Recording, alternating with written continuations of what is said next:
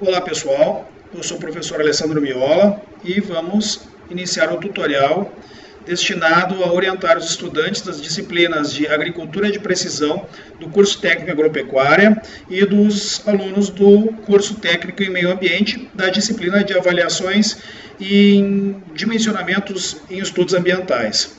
Inicialmente, é importante que se diga que os dados para esse tutorial foram obtidos em um levantamento de campo, utilizando um receptor GNSS modelo Garmin eTrex 20, que foi usado num caminhamento perimétrico em uma área de campo na conhecida área nova do Colégio Politécnico da UFSM.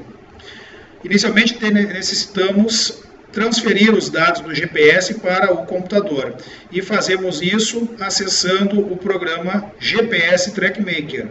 Então, vamos em iniciar, buscar o programa. Eu estou aqui com a versão Windows 10, difere um pouco da versão do laboratório das aulas, mas para encontrar o programa basta digitar no menu de busca as letras GPS e ele encontrará o programa GPS TrackMaker. Abrimos o programa. E na medida em que o programa for aberto, vamos então ter atenção ao menu GPS, que contém a interface Garmin, a interface com a marca do receptor que foi usado no trabalho de campo. Clicamos em interface Garmin e imediatamente o programa GPS TrackMaker reconhece o modelo e os dados que estão no receptor.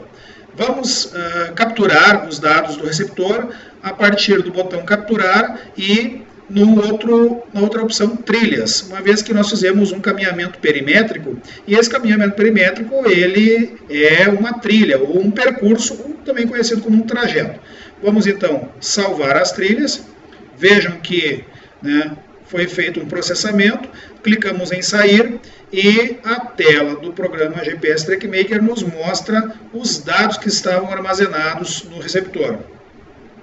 Temos aqui algo que não parece muito aquilo que esperávamos, Isso é próprio e pode acontecer uma vez que o receptor pode conter dados de levantamentos anteriores. Então é importante que todos usem aí as ferramentas do GPS TrackMaker para avaliar quais são os dados do trabalho de campo. Primeiramente, essa linha reta aqui, eu de imediato digo que não faz parte do levantamento, então eu vou clicar com o botão esquerdo do mouse sobre ela, ela vai ficar selecionada e com o botão Delete eu vou deletar essa linha. Depois, com o cursor posicionado no botão do Zoom, aqui como eu estou mostrando, eu vou buscar ver quais são os dados, como esse aqui que está aparecendo aqui, o que é esse levantamento. Como eu conheço a área que foi feito o trabalho, e certamente todos aqueles que farão atividades conhecerão as áreas, essa área aqui não representa a área do nosso trabalho. Então, de imediato, nós vamos deletar esses dados fazendo o seguinte, dando 2 cliques com o botão esquerdo do mouse sobre o alinhamento. E aí, o delete do teclado. Observem que então, já eliminamos os dados que não servem para o nosso trabalho e com o cursor aqui no zoom de visão geral, nós vamos tentar buscar os dados do trajeto que foi feito no dia de hoje. Observem aqui que a data é 29 de novembro de 2017, o perímetro caminhado confere com aquele que foi feito em campo, então aqui eu já tenho certeza que esse é o trabalho que foi feito e com esses dados nós teremos a nossa atividade desse tutorial. Vejam também que nós temos aqui alguns trajetos residuais, que são aqueles trajetos que o receptor GNSS ele grava no momento que você está caminhando com o aparelho, no momento em que eu liguei o aparelho e me desloquei até o ponto de início do caminhamento, quando clicamos na opção iniciar. Lembram que no trabalho de campo nós fazemos o seguinte, nós ligamos o GPS na posição do início do caminhamento, na beira da cerca da área, e depois disso percorremos toda a área perimetralmente até retornar ao ponto de início. Quando retornamos ao ponto de início, clicamos em calcular, o equipamento calcula a área interna ao perímetro e solicita a opção gravar trajeto, que é o que foi feito. Entretanto, ele salvou aqui um trajeto desnecessário. Nós não vamos excluir esse trajeto nesse momento, porque vamos editar esses dados posteriormente. De agora em diante, eu vou voltar aqui na visão geral. Temos aqui os nossos vetores, e então vamos salvar esse arquivo de maneira que possamos utilizá-lo em outro programa. Para salvar o arquivo, eu vou no menu Arquivo, como eu estou mostrando aqui, selecionando, e vamos utilizar a opção Salvar Arquivo Como. Então vamos esperar aí para salvar o arquivo como um tipo de arquivo que seja reconhecido em outros programas, como por exemplo o QuantumGIS ou QGIS Desktop, que é o aplicativo que nós usamos nas nossas aulas práticas. Então, automaticamente nós precisamos selecionar a opção de salvamento. Nós vamos trabalhar com a opção de arquivos GPS Exchange ou GPX. Nós nas aulas trabalhamos com arquivos KML, porém esta extensão nos trouxe alguns problemas no momento da edição. Então, por uma opção mais simples e eficiente para o trabalho, vamos salvar com a opção GPS Exchange, que também é reconhecida pelos outros aplicativos. Selecionamos o tipo GPS Exchange e vamos salvar então esses dados. É importante saber onde está se salvando os dados. Por isso, eu vou recomendar que todos criem no computador onde estiverem fazendo a atividade uma pasta chamada uma nova pasta contendo então a atividade. Eu vou chamar essa pasta de aula AP, de agricultura de precisão e aula de avaliação e dimensionamento de estudos ambientais, ADAMB, aula de agricultura de precisão e de avaliação e dimensionamento em estudos ambientais, uma vez que essa aula se destina a 2 turmas, e eu espero que todos os estudantes possam, a partir dessa aula, ter orientações necessárias para as suas atividades quando necessitarem. Vou chamar isso de área de campo, vai ficar com a extensão GPX, então estamos salvando.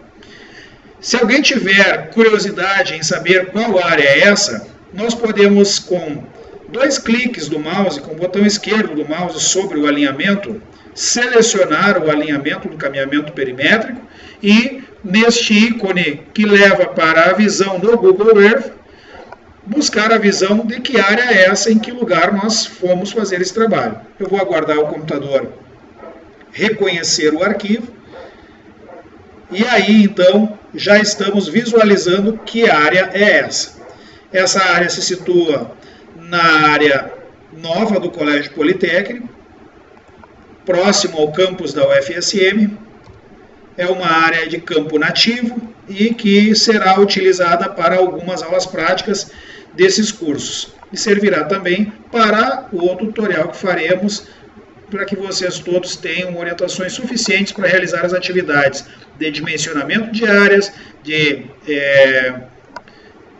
geração de malha de pontos e interpolação espacial de variáveis de interesse, tanto o interesse da agricultura de precisão quanto o interesse dos estudos ambientais.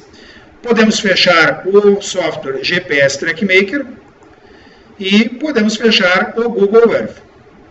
Não precisa salvar, e agora sim nós vamos iniciar o trabalho de edição dos dados que vieram de campo. Até aqui, simplesmente extraímos os dados, transferimos os dados do receptor GNSS, Garmin, para o computador. Podemos até, inclusive, desconectar o GPS do computador, desligar o GPS para que ele economize as baterias, e agora vamos então acessar o programa QuantumGIS. Eu já estou com o programa carregado aqui na minha tela, vocês estão vendo aí na janelinha que ele já está aberto, mas já foi explicado e é muito simples de fazer com que a gente acione o programa, basta iniciar todos os programas e encontrar a pasta QGIS, selecionando a opção QGIS Desktop, que contém essa interface que vocês estão vendo aqui. Recuperando o que significam essas Áreas da interface, nós temos uma área de camadas, onde ficam os arquivos que nós trabalharemos. Nós temos uma área na direita aqui de caixa de ferramentas de processamento, onde nós encontramos os algoritmos de processamento, e temos uma área maior central, que é a área de mapa.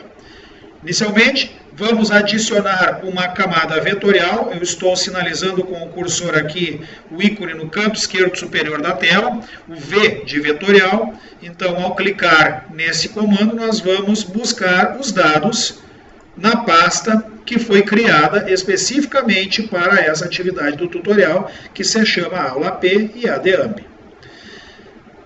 No momento não apareceu nada, e o motivo disso é porque aqui está selecionado arquivos do tipo shapefiles. Nós temos um arquivo do tipo GPX. Então, eu já vou ali relacionar os arquivos, e aqui eu estou mostrando com a sinalização do cursor que eu quero os arquivos GPX. Observem que no momento que eu seleciono esse tipo de arquivo, eu encontro os dados de campo. Vamos abrir os dados. E aqui, então, ele abrirá uma janela de seleção de escolha de quais camadas vetoriais nós queremos adicionar. Nós, como fizemos um percurso, ou seja, um track, que é um trajeto em campo, nós vamos selecionar esta opção Tracks, e dar um OK. Aguardamos o carregamento dos dados e temos aí, portanto, em tela o arquivo, com os vetores do trabalho que foi feito em campo. Lembrando que nós temos aqui, onde eu estou ampliando o zoom, um resíduo de vetores que não servirão para o nosso trabalho e que nós teremos que eliminá-los. Para fazer isso, antes de qualquer coisa, temos que transformar o arquivo do formato GPX em um formato de arquivo com o qual o QGIS trabalha, que é o já conhecido formato Shapefile, ou a extensão SHP. Para fazer isso, vamos então com o botão esquerdo do mouse selecionar a camada que está em tela, e com o botão direito do mouse clicar para a opção Salvar como eu estou mostrando aqui. Em Salvar como, a janela que se abrirá já vem. Em muitos casos não é algo que acontece sempre. Importante que se diga, quando vocês não encontrarem de forma padrão do programa o tipo Shapefile no formato, vocês podem buscar esse tipo na relação de tipos de arquivo que está ali. Tá? Então aqui nós já temos o Shapefile. Não adianta escrever o nome aqui, área de campo. Não adianta, ele não vai salvar. Nós temos que clicar em buscar para que ele encontre a área, ou melhor, o diretório de trabalho onde ficará salvo, que é a pasta aula AP e ADAMP. E aqui então eu vou chamar também de área de campo. Não preciso me preocupar porque a extensão é diferente. O nome é o mesmo, mas como o tipo de arquivo não é o mesmo, eu posso salvar com esse nome. E demos um OK. Já trocou de cor aqui na tela, nós já podemos inclusive aqui remover o primeiro arquivo que foi incluído com o botão direito do mouse em remover. Descartamos e ficamos apenas com o arquivo em Shapefile. Agora sim, nós temos condições de fazer a edição dos vetores desnecessários. E para fazer isso, nós vamos clicar com o botão esquerdo do mouse, selecionando a camada que está na tela, e no ícone do lápis amarelo ali, onde eu estou mostrando com o cursor, vejam ali, nós vamos acionar esse ícone.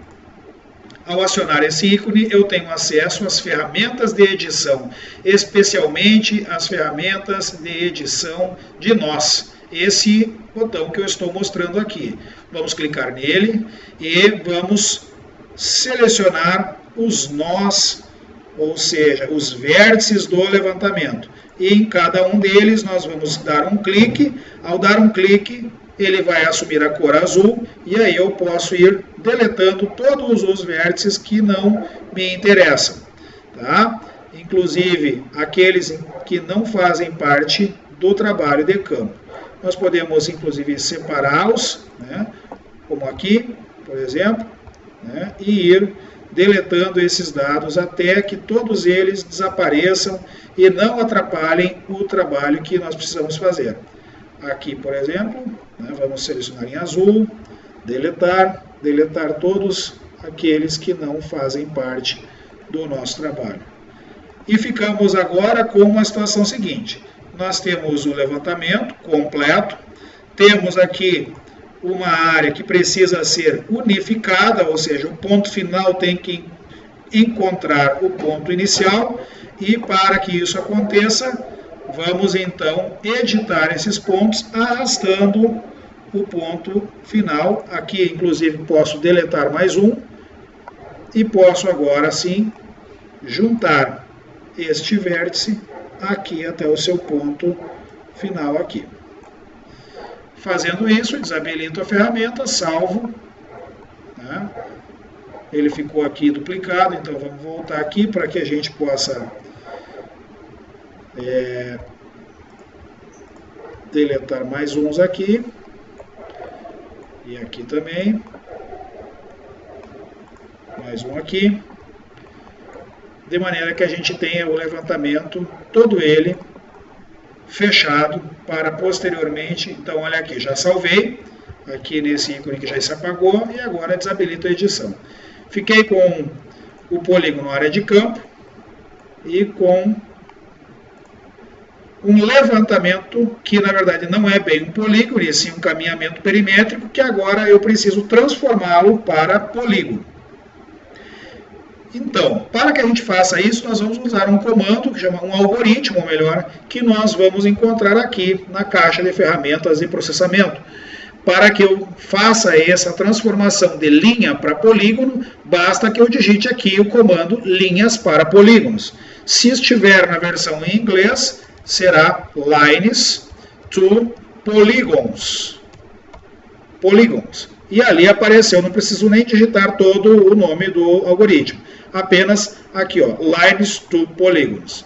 Já entra ali a camada de entrada, a área de campo, e eu vou salvar uma camada de saída num arquivo, aqui, ó, onde eu cliquei aqui, ó, observem ali, tá? Salvar em arquivo.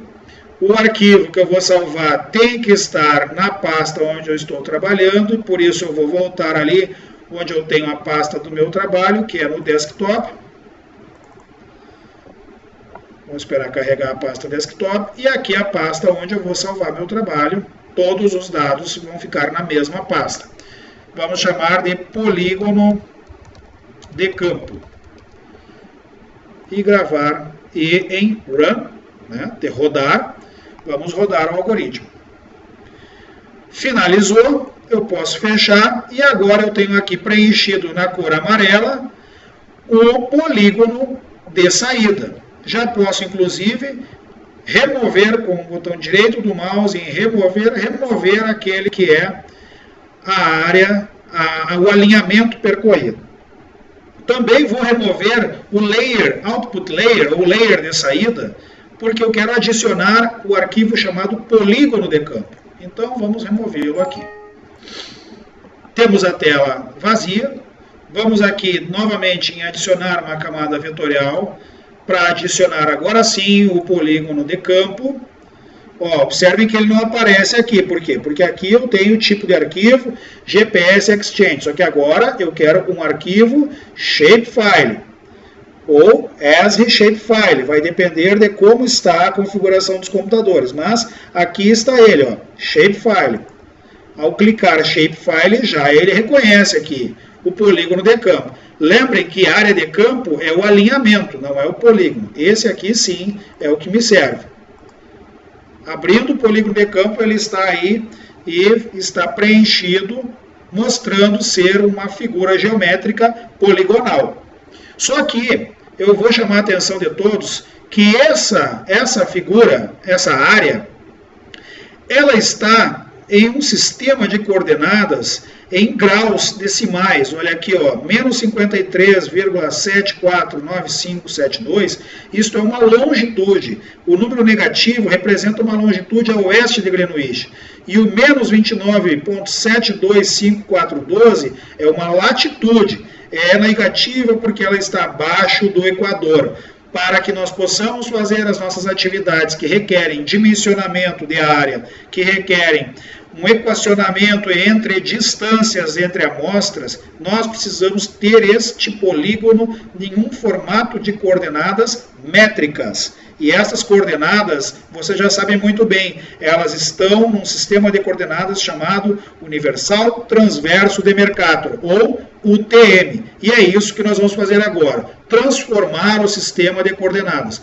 Para fazer isso, vou voltar aqui na aba lateral direita, na caixa de ferramentas de processamento, e vou digitar um algoritmo que é o reprojetar, ou reproject, como dependendo estiver a linguagem do computador. Eu já encontrei ele aqui, só escrevendo de reprojetar ou de reproject, eu já encontrei o algoritmo aqui, reproject layer. 2 cliques com o botão esquerdo do mouse sobre ele, já ele considera a camada que está em tela como polígono de campo, e aqui na opção SRC destino, significa Sistema de Referência de Coordenadas Destino, eu vou aqui no botão dos 3 pontos, buscar a opção Sirgas 2000 UTM Zone 22S, ou seja, Sirgas 2000,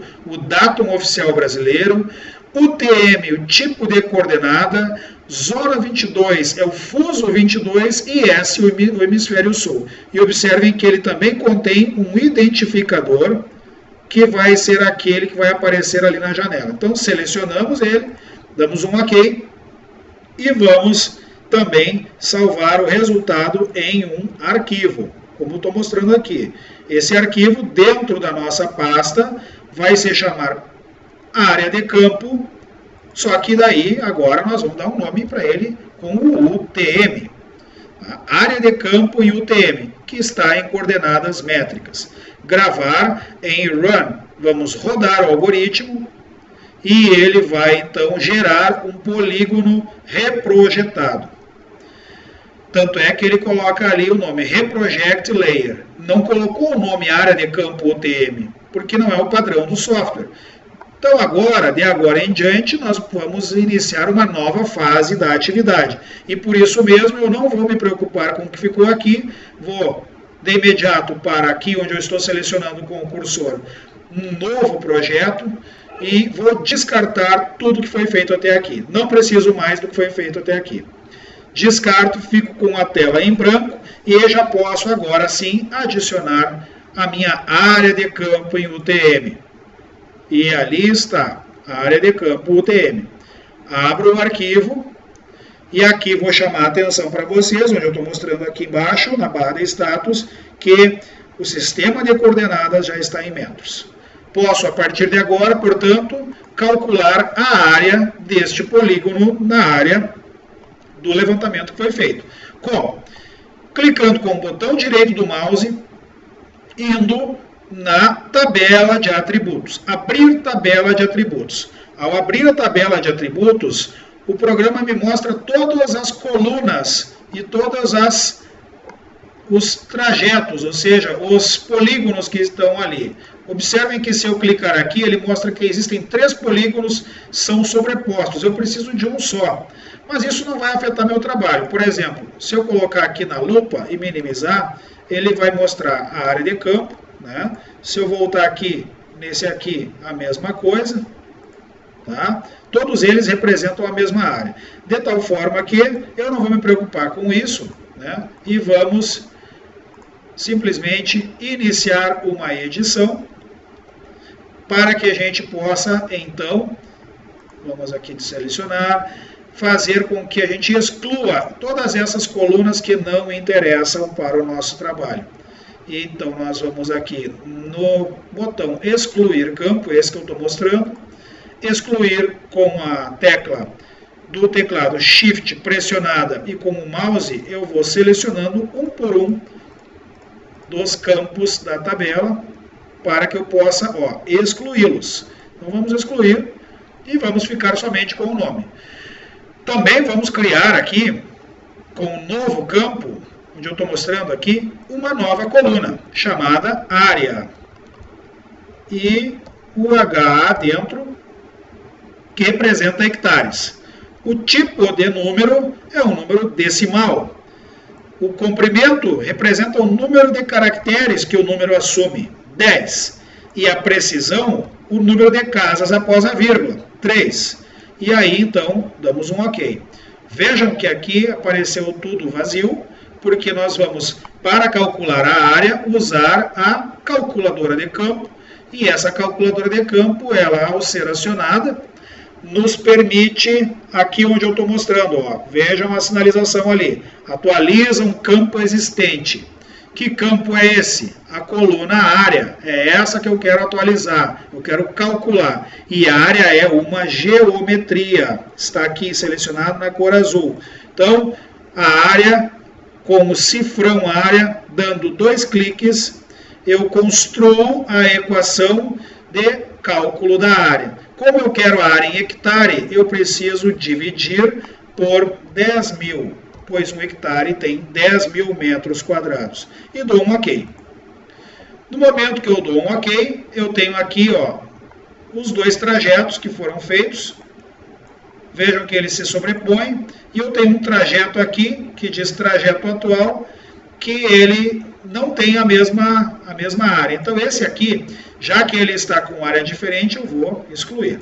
E vou ficar com esses 2 aqui. Não vou me preocupar com o fato deles estarem se sobrepondo, porque eles têm exatamente a mesma área e são o mesmo polígono. Salvo, observem aqui, ó, salvo e desabilito a edição. Clicando no lapisinho amarelo ali. Fechamos a tabela de atributos e temos a nossa área calculada, 6,13 hectares. Voltando ali na tabela de atributos, só para conferir, 6,13 hectares. Muito bem. Agora sim, podemos iniciar o trabalho de distribuição, de localização das amostras sobre essa área. Essas amostras, elas podem ser amostras de solo, elas poderiam ser amostras de número de plantas infestadas por alguma doença, elas poderiam ser amostras relacionadas a um tipo de ataque de algum inseto, de alguma praga, enfim. O estudo é o que define a variável da amostragem. Para nós, aqui o que importa é saber que nós temos que aqui construir uma malha regular, ou seja, uma malha de pontos regulares. E para fazer isso, eu vou mais uma vez voltar à caixa de ferramenta de processamentos para acessar o algoritmo de construção de pontos regulares. Se os meus algoritmos do QGIS, onde eu estou aqui, estivessem em português, eu bastaria eu digitar pontos regulares. Vejam que eu digitei pontos e não apareceu nada. Sinal que eu tenho que digitar aqui em inglês. Em inglês, pontos regulares é escrito ao contrário. Regular points, que significa pontos regulares. Então, já observo que está ali o algoritmo que eu preciso. 2 cliques com o botão esquerdo do mouse. E aí, vamos definir inicialmente a extensão da entrada. Qual é a extensão que nós precisamos para o número de pontos. Aqui, neste botão dos 3 pontos, eu vou selecionar os limites da tela. E ao selecionar os limites da tela, eu vou procurar limitar a minha extensão à extensão da área, tanto nos seus extremos superior e inferior, quanto direito e esquerdo. Deixando uma sobra, é claro, né? Então, vamos com o botão esquerdo do mouse pressionado e firmado, segurando o botão esquerdo do mouse, abrir uma janela que cubra a área. Olha ali, estou cobrindo a área, tentando manter uma proporção equivalente dos 2 lados, mais ou menos aqui. Quando eu solto o botão esquerdo do mouse, a janela do algoritmo volta, e agora eu vou no espaçamento de ponto, aqui, ó, colocar um ponto a cada 100 metros, tá? Um ponto a cada 100 metros. Significa que eu terei a cada hectare um ponto cobrindo uma amostragem representativa de 1 hectare. Também é importante, nunca esquecemos, salvar o arquivo, né? Salvar o arquivo aqui.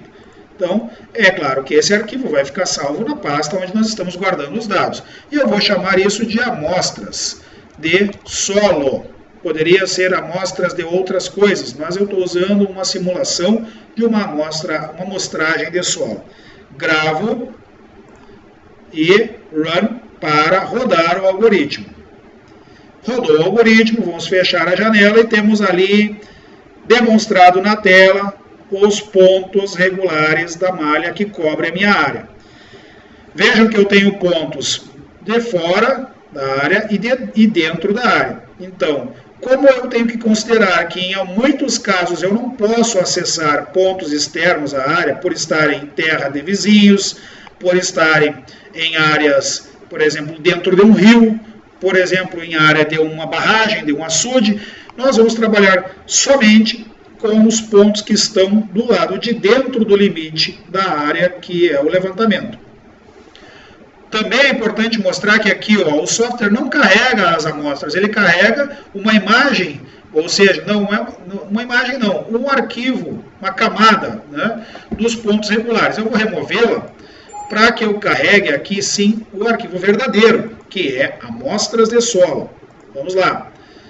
Ali está ele, amostras de solo.shp, um arquivo shapefile, portanto, e um arquivo que eu posso tranquilamente editar. Os pontos aqui ficaram na cor azul, e aqui então, observem ali que eu estou sinalizando com o cursor, o botão do lápis amarelo da edição permite com que eu delete estes pontos, exclua eles da minha amostragem. Só que para fazer isso, eu preciso, não esqueçam, eu preciso selecionar o botão de seleção de feições, esse aqui que eu estou mostrando repetidamente com o sinal do cursor. Aqui, então eu vou clicar nele e vou clicar sobre o ponto. E o delete do teclado do computador. Eliminei um, o outro que está aqui fora, mais um, e assim vamos indo, até o último.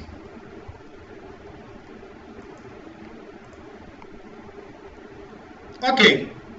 Ficamos apenas com os pontos internos ao polígono da área de interesse. Podemos então salvar ali e desabilitar a edição. Agora é necessário que nós atribuímos os dados referentes às coordenadas que servirão para nós encontrarmos esses pontos em campo e também uma coluna ou mais de uma coluna, caso nós tenhamos diversas variáveis de estudo, as colunas que servirão para a interpolação espacial da variável ou das variáveis de interesse. Como fazer isso?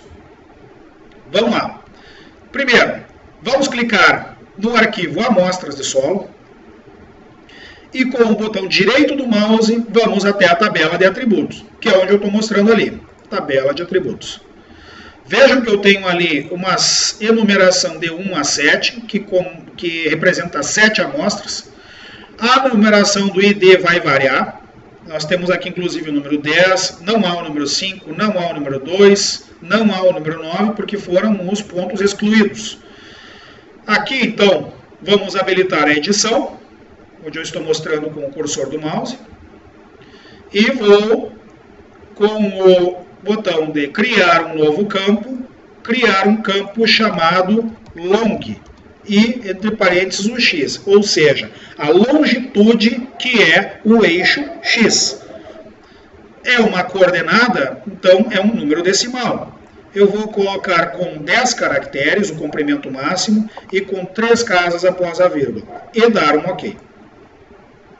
Portanto, temos ali a coluna do x. Vamos mais uma vez repetir o procedimento para criar a coluna do y, a latitude. Então, no nome, vamos lá, colocar lat, entre parênteses, y. Mais uma vez, ele é um número decimal e também terá o mesmo comprimento, ou seja, o número de caracteres e o número de casas após a vírgula. Comprimento representa o número de caracteres, precisão representa o número de casas após a vírgula.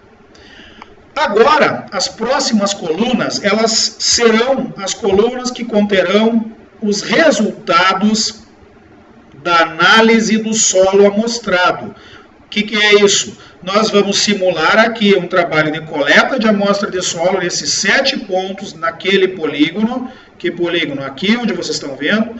Vamos pensar que em campo nós vamos atrás desses pontos, escavar o solo, coletar as amostras georreferenciadas e aqui nós teremos que lançar os resultados do laboratório que vai analisar o solo. E para isso nós vamos criar as colunas. Mais uma vez em novo campo, eu vou criar uma coluna para o nitrogênio. Ele vai ser um número decimal com um comprimento de 5 caracteres e 2 casas após a vírgula. Vou repetir o procedimento aqui em criar novo campo para o fósforo. Também um número decimal com 5 caracteres e 2 casas após a vírgula. Mais uma vez aqui em novo campo vou criar um para o potássio, que também será um número decimal com 5 caracteres, 2 casas após a vírgula. Então eu tenho aqui os macronutrientes da análise de solo, o NPK. Também vou criar uma última coluna aqui para definir o pH, a acidez do solo. Também com um número decimal, aqui o pH terá 3 caracteres, sendo que dos 3 caracteres, somente uma casa após a vírgula. Ficamos então com essa estrutura da nossa tabela, tendo coordenadas x, coordenadas y, resultado da análise de solo em nitrogênio, fósforo, potássio e pH. Mas falta ainda definir as coordenadas, e para isso nós vamos usar a calculadora de campo mais uma vez. Clico na calculadora de campo, volto aqui a atualizar um campo existente e vou atualizar o campo que contém a variável x, a longitude. A longitude ou o x eu encontro em geometria. E geometria aqui eu expando as opções e vou até a opção cifrão x, onde eu estou mostrando aqui. 2 cliques, observem a prévia de saída aqui, onde eu estou mostrando com o cursor, e ali o preenchimento da coluna com as coordenadas em UTM, portanto já em metros, para x. A mesma coisa para a coluna y, ó, atualiza um campo existente, procura a opção da coluna y, lat y, vai em geometria, expande as opções para encontrar o cifrão y, 2 cliques e ok. Preenchemos a coluna y com as coordenadas em metros. Agora, nos falta lançar para a planilha os resultados da amostra de solo. Nesse caso do tutorial, eu vou fazer uma simulação apenas com o pH e deixar que as colunas nitrogênio, fósforo e potássio sejam obtidas a partir de uma amostragem de solo verdadeira que nós teremos a partir dos dados que foram amostrados em anos anteriores na área nova e que o nosso colega professor Luciano Pes vai nos fornecer. Mas para o tutorial eu vou aqui já usar alguns valores hipotéticos para o valor do pH que representa a acidez do solo e que também vai nos dar uma ideia de onde no lugar ou nos lugares nós precisamos fazer a correção dessa acidez. Vou lançar valores aleatórios aqui, como por exemplo 5.9, como por exemplo 5.4, 4.9, 9, 5.2, 5.5,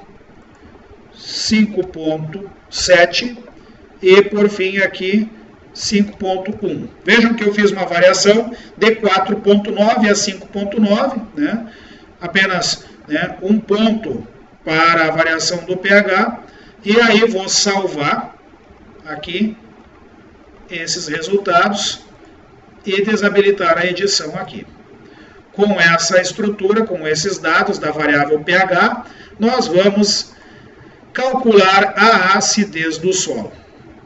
Aqui, então, usando das amostras que foram feitas, que hipoteticamente nós consideramos como variáveis pH, nós vamos fazer agora a etapa de interpolação, ou seja, a partir desta amostra, desta e de todas, nós teremos a dispersão espacial da acidez na área.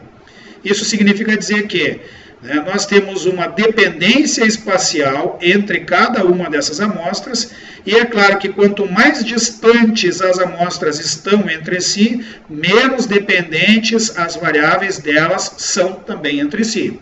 E aqui, para que a gente gere essa dispersão espacial, nós vamos trabalhar com esse menu aqui chamado raster. O menu raster, ele contém nele o algoritmo de interpolação. Essa interpolação, portanto, me solicita inicialmente uma camada vetorial, que eu tenho aqui amostras de solo, e o atributo da interpolação, que eu tenho uma relação aqui com longitude, latitude, n, pk e pH. Eu tenho apenas valores de pH, e é esse que eu vou trabalhar. Adicionamos. E aqui no tipo de interpolação, ou no método de interpolação, eu vou usar o peso pelo inverso da distância, que é exatamente aquilo que eu acabei de falar. Quanto mais distante uma amostra está da outra, a dependência do valor entre elas é inversamente proporcional à distância. Então, nós podemos dizer que amostras próximas têm valores próximos. Amostras distantes, teoricamente, terão valores diferentes.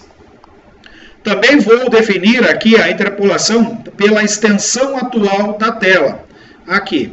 Então, observem aqui que nós vamos clicar aqui e vamos colocar um tamanho de célula x de 1 por 1. Ou seja, a cada metro, o programa vai gerar um pixel com um valor de acidez. Precisamos salvar aqui, sempre salvar um arquivo de saída. E, é claro, esse arquivo de saída tem que ficar na nossa pasta de trabalho, aula AP e ADAMP. Vou chamar isso de mapa de pH. Tá? Salvo, dou OK e vamos aguardar o resultado. Ó, tá aí o resultado. Nada muito bonito, né? Como a gente poderia esperar, uma coisa muito estranha.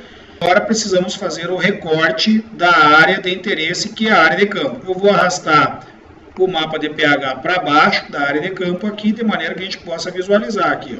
Está aqui, né, a área de campo, já tirei as amostras de cima ali. E agora vamos fazer o recorte. O recorte nós vamos usar o menu raster, mais uma vez. Vamos procurar a opção extrair o recorte. Ali, ó, onde vocês estão vendo, eu estou marcando e mostrando.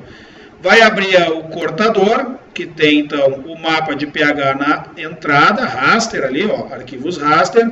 Vamos selecionar o local de saída para o resultado.